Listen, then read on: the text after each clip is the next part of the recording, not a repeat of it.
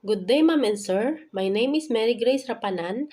I am 30 years old. I am married. I have 3 kids, 2 boys and 1 girl. My eldest son is 13 years old. My second son is 12 years old and my youngest daughter is 9 years old. I live in the Philippines. I am college level. My experience is I worked before in United Arab Emirates as a housemaid. I take care 4 members of the family.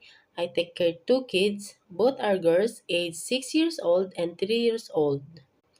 My work there is to take care the kids, clean the house, wash the dishes, wash the clothes, feed the kids, and take them a bath. I am finished contract. I have also experience working in Macau in 3 members of a family. They have also 4 cats.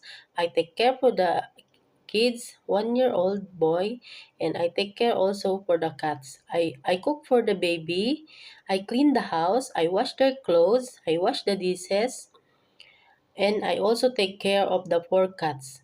I feed them, I clean their food. I am finished contract. Thank you, ma'am, sir. Have a good day.